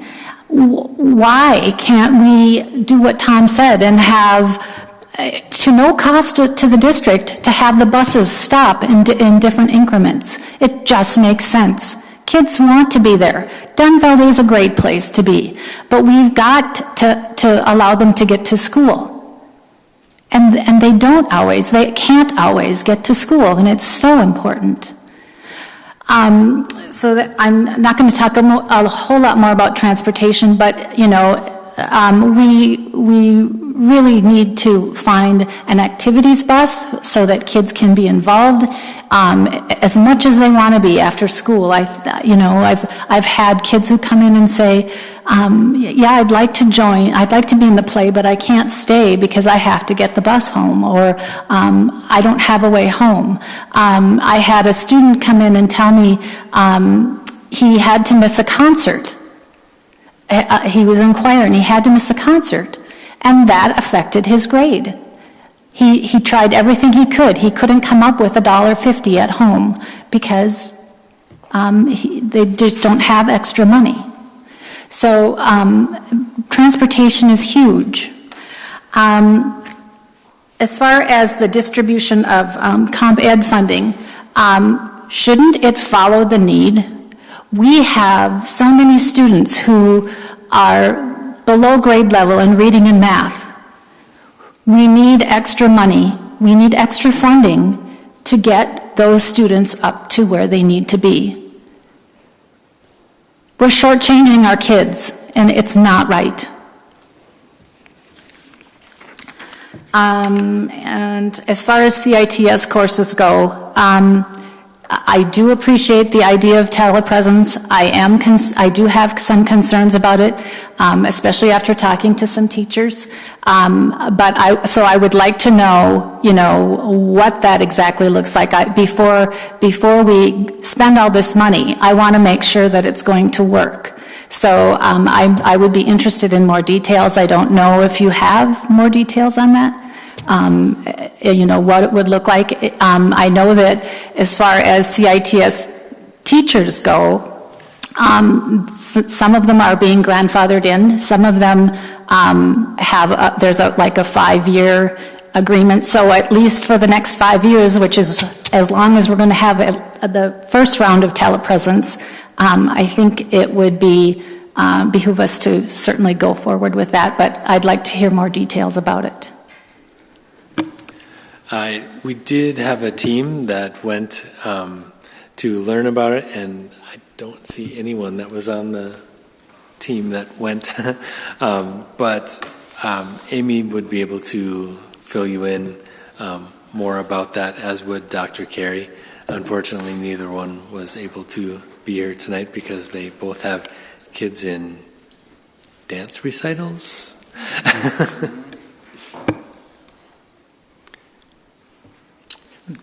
So I'd like to speak a little bit to the comp ed, and it was a robust conversation, and I appreciate that. I'd like to give sort of a few reflections. One of the pieces that we heard is that the 50% diversion is allowed by state. We can do this. And I think, and I heard it in the room, but I want to reiterate, I think the question isn't, is it legal to do, but is it right? So I have a copy of that document. The Minnesota State Statute 126C.15, I won't read it to you, but to paraphrase, these dollars are to serve the needs of students who are underprepared and failing to make adequate progress. That's the intent. And I think we can all know what that means. And so while it helps, we may or may not have the evidence to suggest that smaller class sizes help everyone. We can say, well, there's probably a child who meets that definition in every classroom. But there aren't the same number of kids in every classroom who meet that definition. And so to use it for classroom reduction feels to me like a diversion. It feels like it's not about the intent. The other piece of the conversation, and it was really interesting to hear this whole conversation about what do we do, when we have capacity, we shift it, et cetera, et cetera. It's really clear from that conversation that the priority is the student-teacher ratio, that's a higher priority than equity. And I think that's something we need to explore. Because throughout I heard, well, if we can manage the student-teacher ratio in another way, then we can move that money to equity. As opposed to the fundamental conversation that says we could not experience academic excellence until we have equity. We will not serve the needs of all of our students in an inequitable arena. It just doesn't work. And so that's a fundamental conversation. What are our priorities? So that was number 2. This piece about what's the long-term goal. So I'm going to suggest that this sort of year to year, let's see what we can do, let's see if we have room to this year to kind of shift things, is, it lacks leadership. Leadership is to say, we are committed in 3 years over this period. This is what it'll be next year, this is what it'll be the year after, this is what it'll be the after. And knowing that, people can make decisions about levies. If this group isn't ready to make shifts for next fall, okay, but are you really ready to commit to a formula for next year that will step it down and step it down? And there may be future boards that can change that, but that will be up to them to shift us backwards. I believe that you can show leadership by saying, over the next number of years, here's how we're going to do it. I really appreciate your question, how soon, how much? I think that's the leadership question. And so I invite you into that. And then there's going to have to be a large conversation in our community about equity. So, Member Leffler-Kemp, you mentioned 2 questions that you often ask. What are the class sizes between East and Denfeld? How much money gets spent between East and Denfeld? And those are the questions that align with privileged narratives. Those are the conversations that happen when we don't understand inequity of need. And you and I share social work degrees, and I suspect you can answer those questions, and yet they're important questions for us to put in the room. That any conversation that says, but don't we spend more money at Denfeld, is a conversation that fails to recognize the inequity of the playing field. And I think we're all responsible for saying we can't have the conversation about money until we have the conversation about need. It's always couched in the conversation about need. And so my hope is when you hear that question, that's your response. And my hope is that you're doing that you're saying, and then the question that someone else asked was like, well, so how are we doing? So are the graduation rates at Denfeld just like, well, they're too high. We got to get some of the money out of there and get them back over to East. So the measure of our outcomes can lead us to know when we've gone too far. When we've gone too far with regards to addressing equity. And for me, that's one of the biggest issues. That's one of the biggest issues that we have, is this central question around equity. It's not just funds, but it's what we can do with funds. On March 8th, William House said, it isn't about the money, it's about the quality of the education. If I'm paraphrasing you poorly, I apologize. Yeah, I apologize but it's the quality of the education. But we need some resources to do that. And when there are class sizes when we have 55% of the kids on free and reduced lunch, when we have 29% of the kids in special education, that changes every single classroom. That changes every single classroom. Remember, Kirby, you identified that free and reduced lunch is a surrogate? Absolutely. I would love to see this district stop. We gather the money by free and reduced lunch. The state's in charge of that. What if we distribute it based on proficiency, on failing to make adequate progress, underprepared? And we test students sufficiently, I think, to get measures of that in our schools. So we could use a more less race-based or less economic-based, I guess that's a class-based measure, the free and reduced lunch class-based measure, and a more proficiency measure. That's something we could move into as we think about how to distribute those funds. I think we have all kinds of opportunities to create a more equitable design for how we deliver education. I wanted to touch on that transportation issue and then all of the issues, because when we're talking about equity, we have to remember that looks completely different for African heritage children. And so while we're focusing heavily on Denfeld, a lot of these issues resonate throughout the district for our children. And I think we all know that very clearly, but there's not enough for me as a parent with children who look like me, attention put on that. And so with regards to transportation, there's issues with, the people who are transportating. So we get the more buses, but are our children safe on them? Are all the children safe on them? Does the neighborhood you live in matter? The quality of driver you receive? Those things are important to me as a parent, because I don't look like the lot of you, and neither do my children. And I do, however, speak for those from my community who want our children in public schools. Like when I speak to you guys, I'm not like I hate public schools when I talk to you one-on-one. I want my kids in the schools, but I want them there learning, I want them there safe, and I want them there with teachers who have high expectations for them. And when I heard you say the word fair, and to me that's a huge word to use. And so when we're speaking about fairness and then we talk about the compensatory ed funds, we as parents don't see the fairness in that. And I think that's like the overall approach. Like, we want our children who, need this money to reach their basic needs, really. We're talking about basic needs here. Getting to school, being prepared when you get there, having the teachers there that care about you. Those basic things aren't being met for our children. And so the only way that I can see for us to be able to work collaboratively is we don't need to be so distributed in these groups. We got to come together. There has to be a way or a setting for us to stop creating all these groups. Because eventually, what are they feeding into? Who gets all of it? You? That makes us all mad at you, essentially. And so, to prevent that, how do we take CTIS and the board and the Kevins and the me's and bridge all of that into a functioning thing where we are implementing solutions for our children? I think that's what we're saying. We want to see that you care as much about the west side, because that's what it looks like. It looks like the needs of the parents on the east side is getting met when y'all are borrowing $43 million. I don't know. I can't get the number. $4.3 million for mulch. I get that. I didn't like the mulch either. I hated the mulch. But I care more about my child reading than mulch. I don't care if you throw concrete out there. I'd rather my child be reading at grade level. And I think those are the disparities that we're like, hey, we know that's a need. We know the candy parents are important. But what about the candy parents, Y'all giving our kids too much candy, parents. How does that trump the need of ninth graders who are reading at a sixth grade level, and that's where our concerns come in at. So thank you all for listening to us, and I'll let Kevin wrap up. Yeah, that's Great. Yep. So just two pieces, and again, thank you for your time and thank you for extending your time tonight. There are two things that we shared in a written document today, one that has us really, really, really concerned.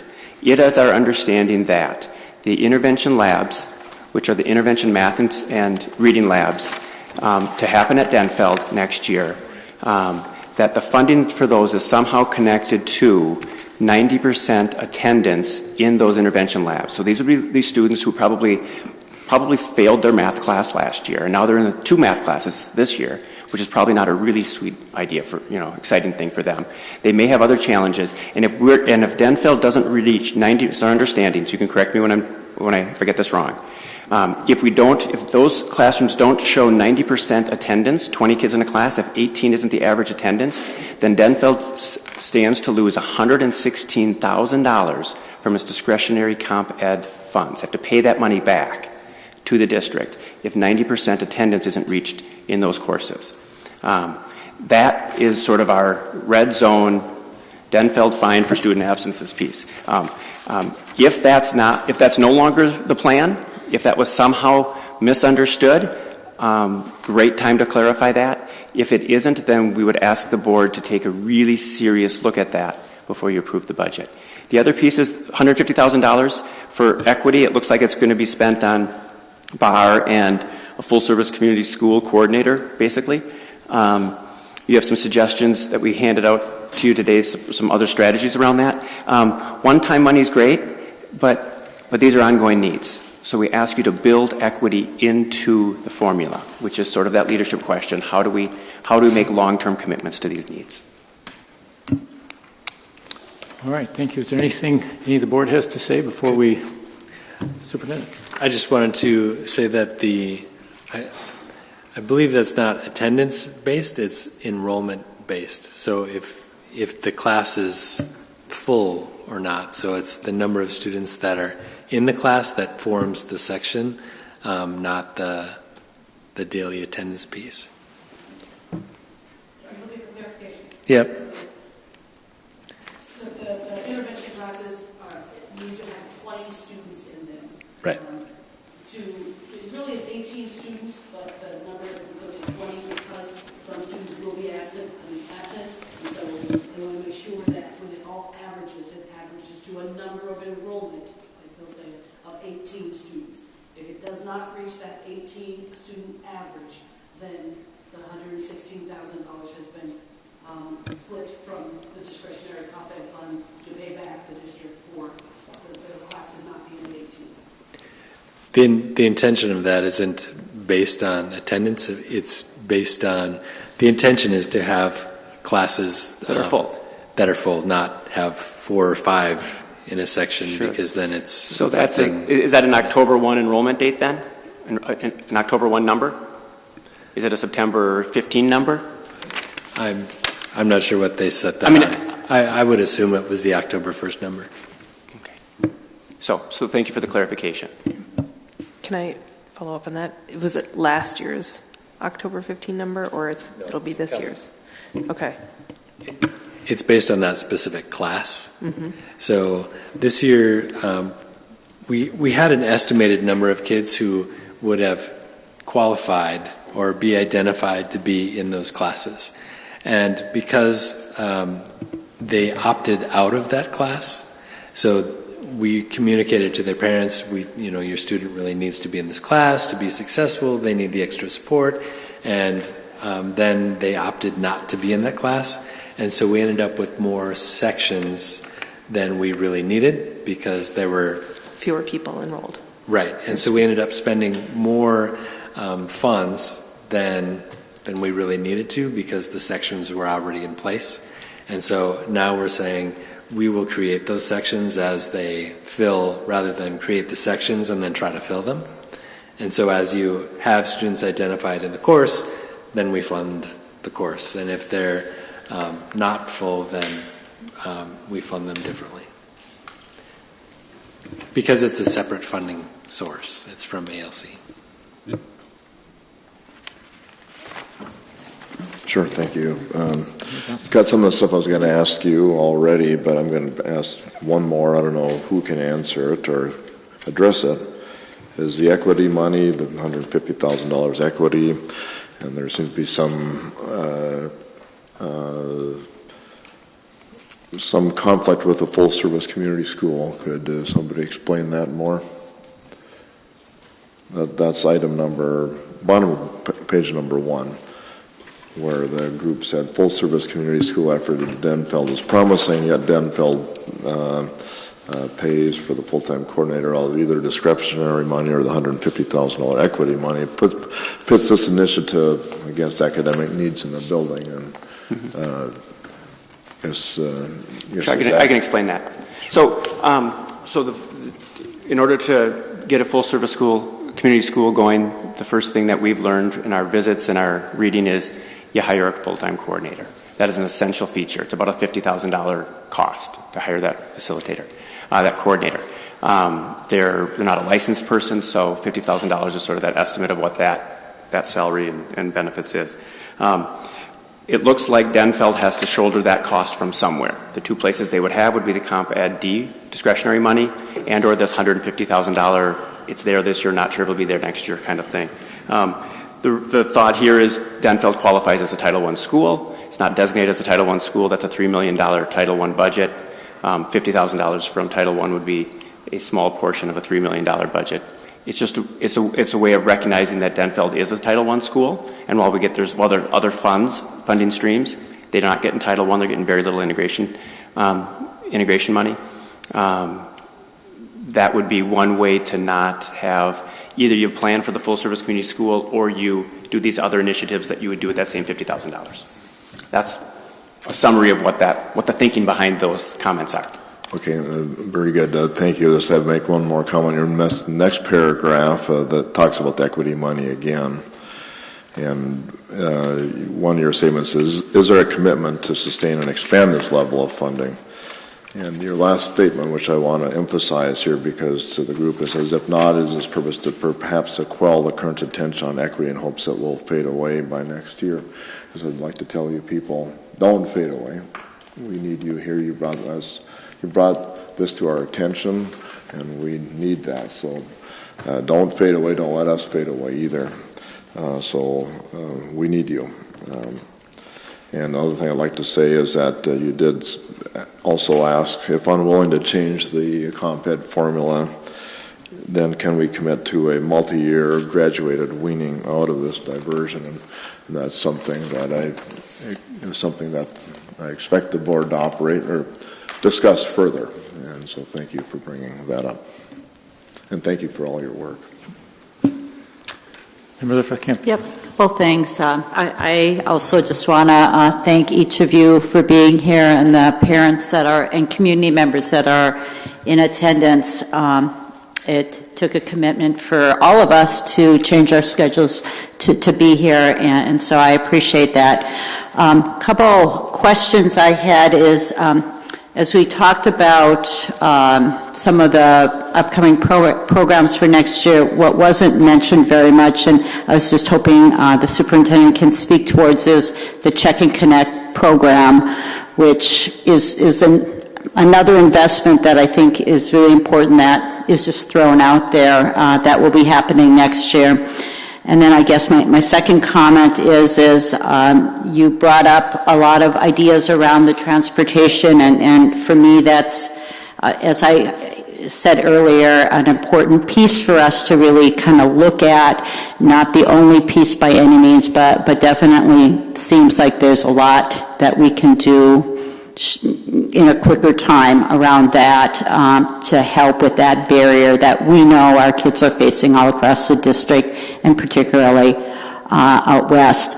And then kind of just a third comment is just so I'm clear, those two questions I mentioned it only because those are questions that I'm hearing across the district. They're not just from the area I represent. They're real questions I'm getting when I'm meeting with Head Start parents, out at Stowe and other sites. They're real questions that I'm getting from folks when I'm out at Community Action Duluth on their board meeting with some of the participants. And so I only meant to throw them out so that you knew, as a school board member, those are what I am hearing as well. I'm hearing many other things, as all school board members are, but I brought that up for that purpose. And so I guess the superintendent, if you could just address those couple things I thought you could best address, but around Check and Connect in particular, because we've talked a lot about BAR, we've talked about a lot about the community schools, but we didn't touch on that or the training that's been done for staff on home visits. The Check and Connect piece, the board has heard presentations on that, I believe, when Principal Sconiers and Mr. Howes and Mr. Myers came. And Mr. Howes, would you care to share about Check and Connect?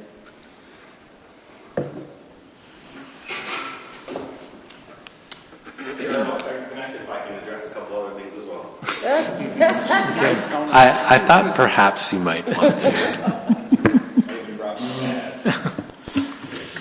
Good evening. The Check and Connect program, if the one that we're specifically talking about, is a grant currently that is being operated within the district to address disproportionalities in identification of African American and American Indian students at Denfeld and the Adult Learning Center in those who qualify for special services, so those who would be referred to special education.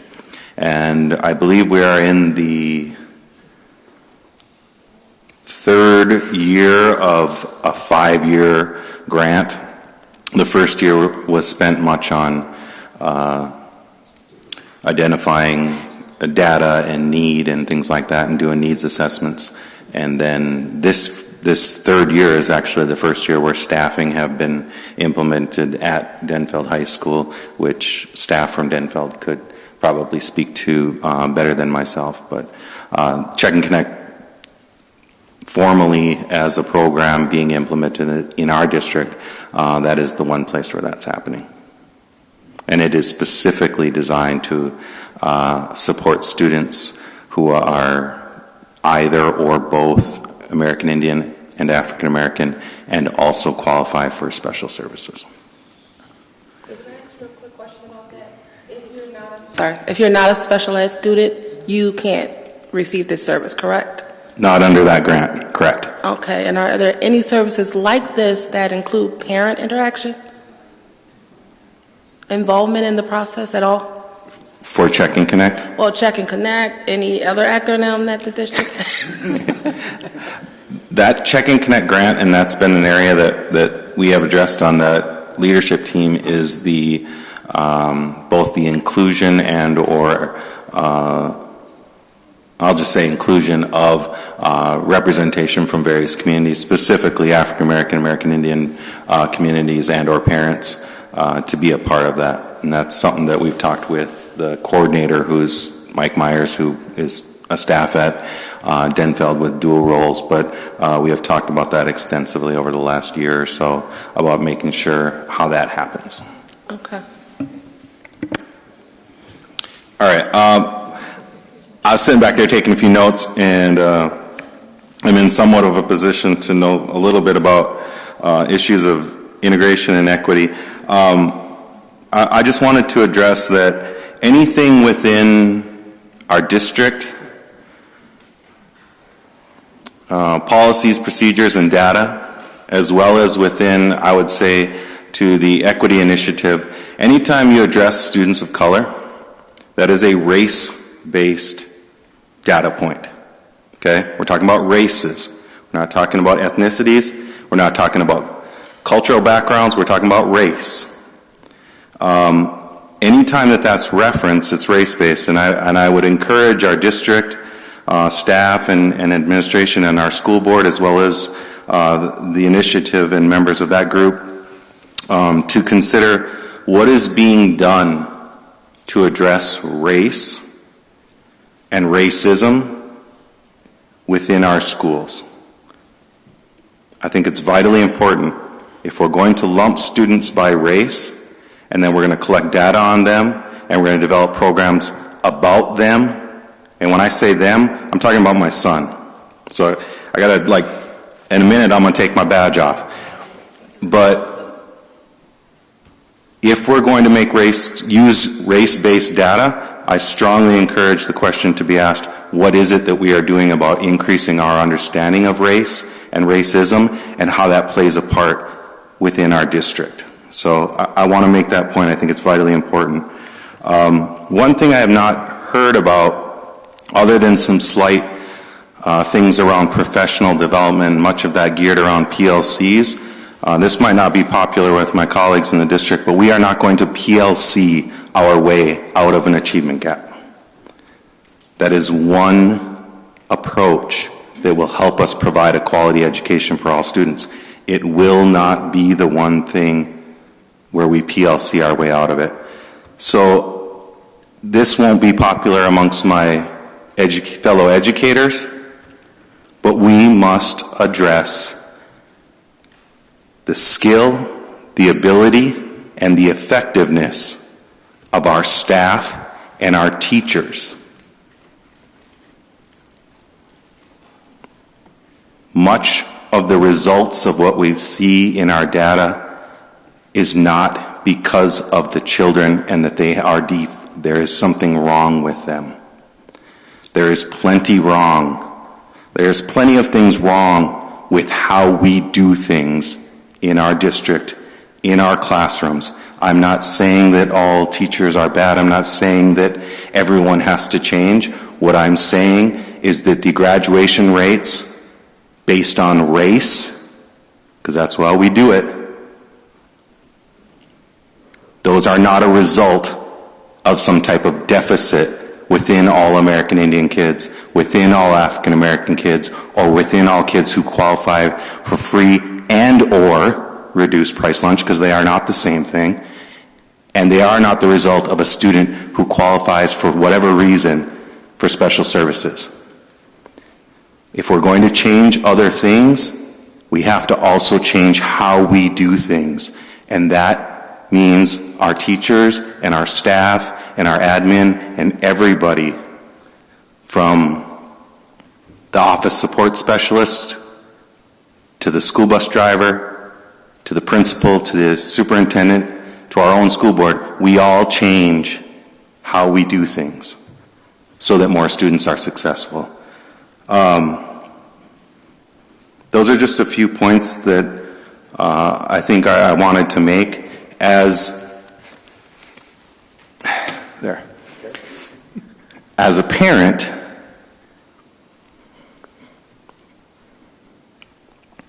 Of an American Indian student,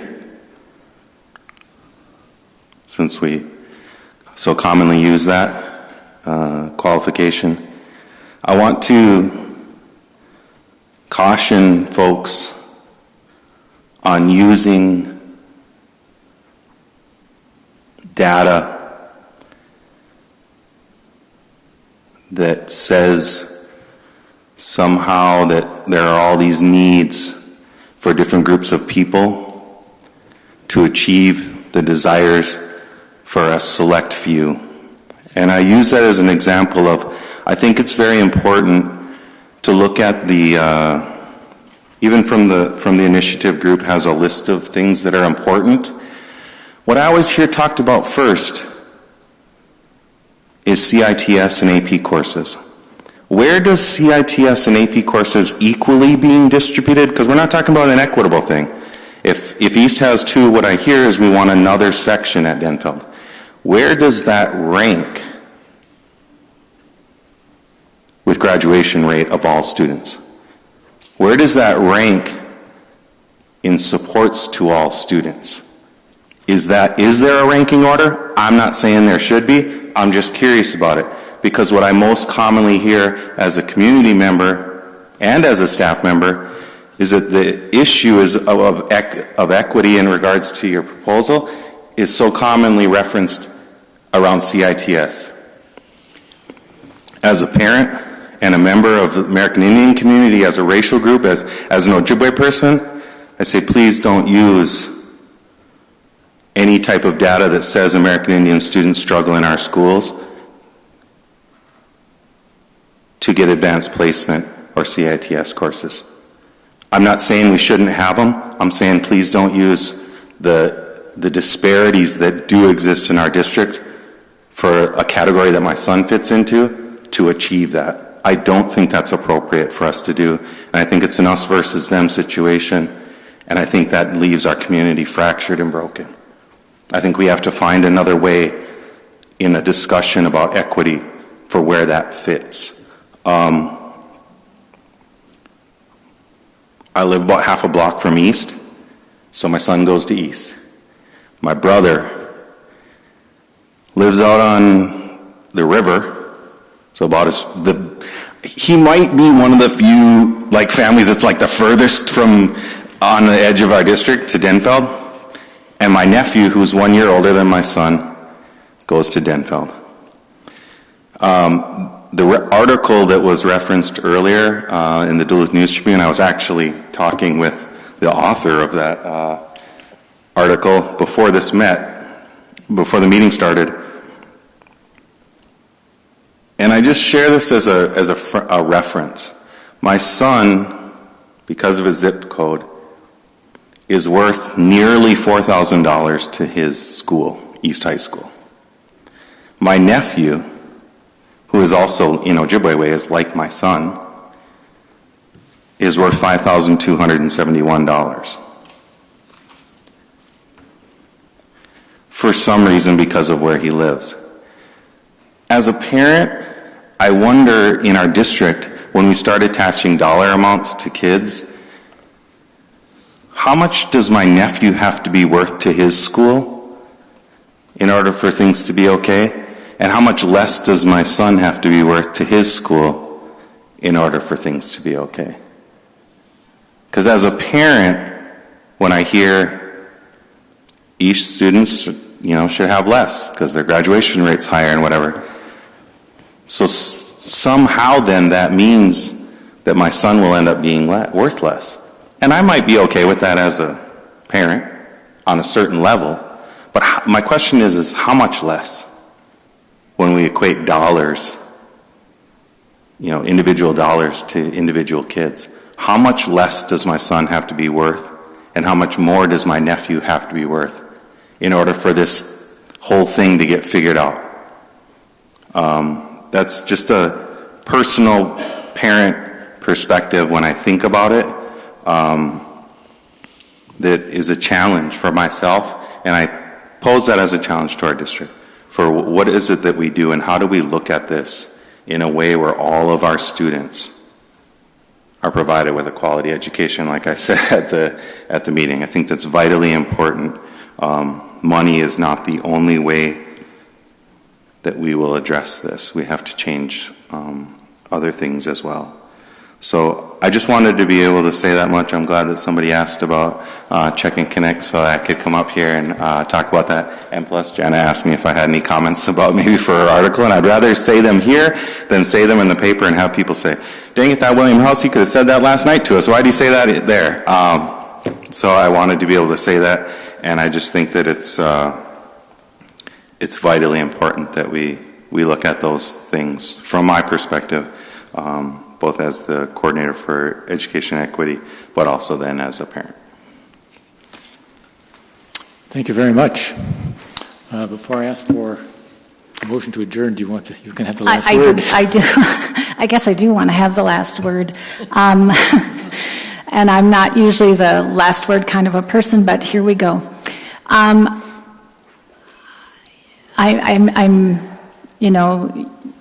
Mr. Howes, your words are reeling in my head, and I thank you for that. But I guess I need to know, what do our students have to do to get to grade level how much money is the district willing to put forth to get our students to grade level? We know that the students, and I don't like the East Denfeld rivalry. It's getting to be a rivalry, and I don't want that. I want all of our students in our district to get a quality education. And that's what we're asking for, is some equity so that our kids can have the same opportunities or as many opportunities as they want to have in order to be successful, in order to get scholarships, in order to get into the colleges that they want to get to, in order to have a quality life. That's what we're looking for. But before I forget, when I turned my light on, it was about the reading and math intervention labs. There is no curriculum for that, and I understand. Someone told me that's because teachers are supposed to individualize for each of those students. So teachers are responsible for individualizing for 20 students in their classroom. Well, 18 if on a good day, but really, there's no curriculum that's tied to those intervention labs. We have to have something. We have to show that the kids are making progress. We can't just fly by the seat of our pants. It doesn't work. It's not a quality education. We need some type of curriculum. And having teachers have 20 students in a class and having to individualize for each of them, it's not realistic. They will individualize, but they have to have some help. They need some curriculum for it, and they need training in that curriculum. And I'm just wondering, when that will happen, and if that will happen, and if it's true, are they supposed to individualize and there won't be a curriculum and they'll have to make it up as they go?